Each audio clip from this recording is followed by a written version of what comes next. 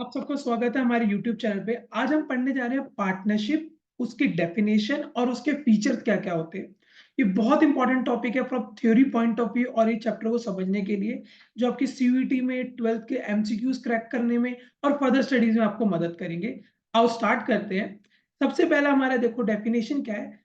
Partnership is the relation between person who have agreed to share the profit of a business carried on by all और any one of them acting for all. ये आपको definition याद करनी है। जिन बच्चों के MCQ आ रहे हैं वो सिर्फ इसमें एमसीक्यू वाले क्वेश्चन पकड़ लेंगे। देखो question, partnership is the relation. Partnership में एक रिलेशन होता है। अब किस तरह का रिलेशन होता है, बहुत इंपॉर्टेंट क्वेश्चन है। उनके बीच में एक रिलेशन होता है एजेंट और प्रिंसिपल का। They are agent and principal. ये एमसीक्यू में काफी बार क्वेश्चन पूछा गया है कि एक पार्टनरशिप के बीच में रिलेशन क्या होता है। पार्टनरशिप क्या होती है, आप और मैं एक बिजनेस स्टार्ट करते हैं तो हम दोनों पार्टनर हुए, तो हम दोनों के बीच में क्या रिलेशन होगा, एक एजेंट होगा एक प्रिंसिपल होगा। आज सपोज करो आपने मुझे कोई काम कहा, तो आप प्रिंसिपल हो गए और मैंने आपके बिहाफ पे वो काम कर दिया, मैं एजेंट हो गया।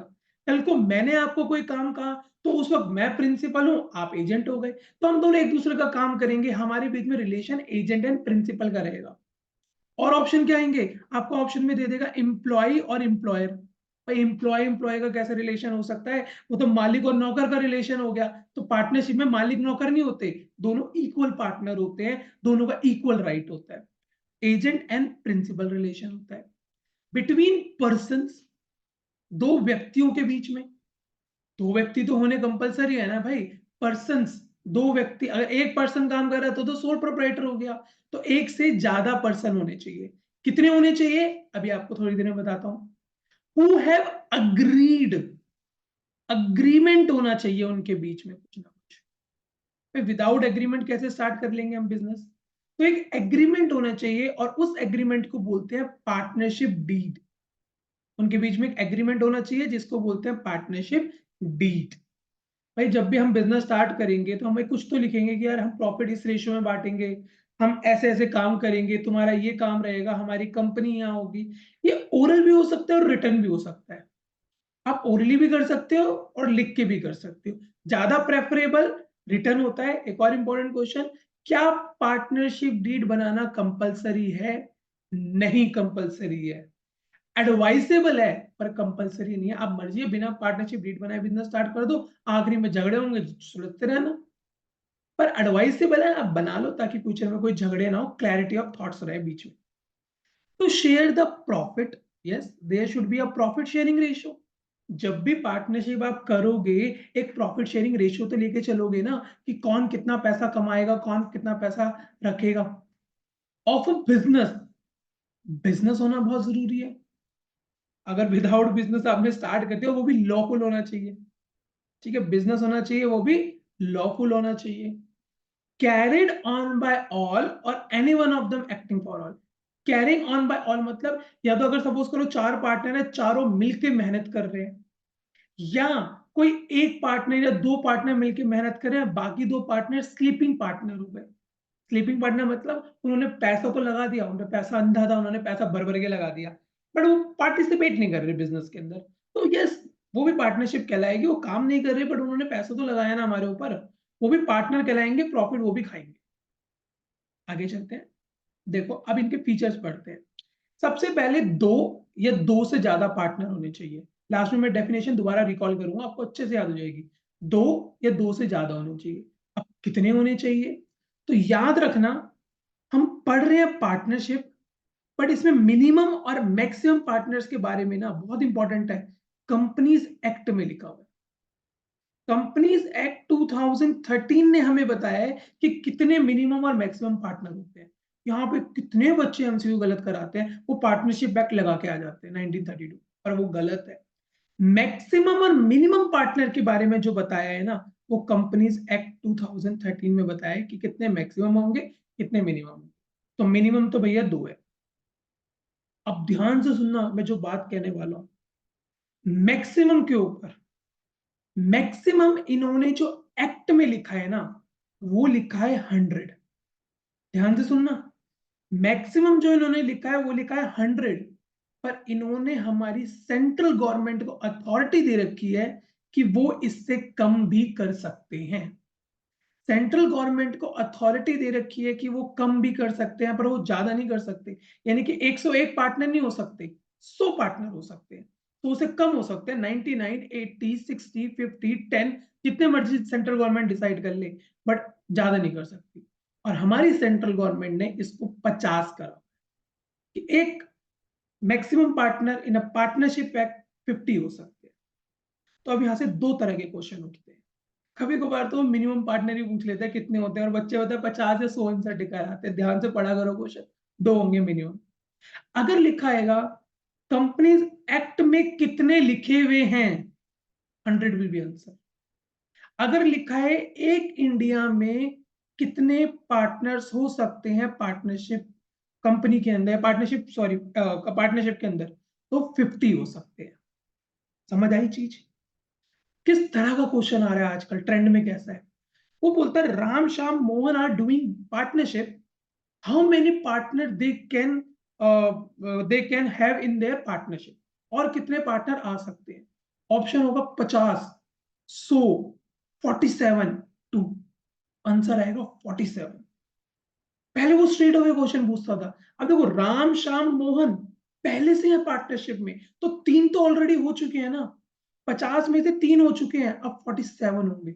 ये क्वेश्चन लगातार 3 से 4 साल से लगातार आ रहा है क्वेश्चन, और सीयूटी में तो बहुत आ रहा है।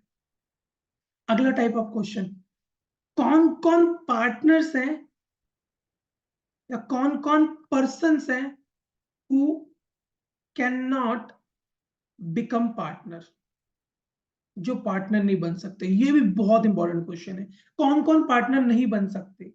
तो ऐसा कोई भी व्यक्ति जो कि कॉन्विक्ट हो, क्रिमिनल हो, ठीक है, अभी क्रिमिनल हो, यानी पास रिकॉर्ड कुछ नहीं है, आज की डेट में जेल में पड़ा हो, आप नहीं रख सकते इसको।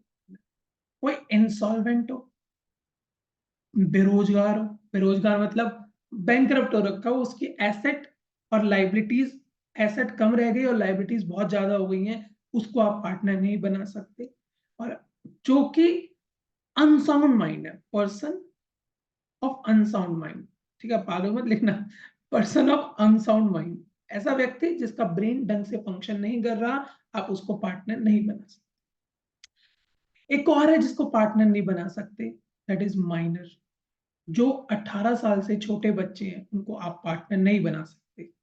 पर रुको जरा, सब्र करो। माइनर पे ना एक आपकी एक्सेप्शन है, माइनर की एक एक्सेप्शन है।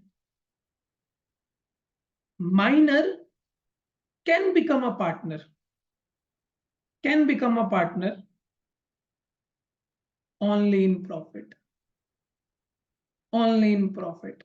मतलब अगर आपने पार्टनरशिप में एक माइनर को, छोटे बच्चे को रखा है, कभी कभी रखना पड़ जाता है। सपोज करो मेरा एक पार्टनर था, बाई चांस उसकी डेथ हो गई, एज अ मोरल रिस्पॉन्सिबिलिटी या एज पर माई पार्टनरशिप डीड मैंने उसके बेटे को अपना पार्टनर बना लिया, एंड द बेटा इज लेस देन 18 ईयर्स।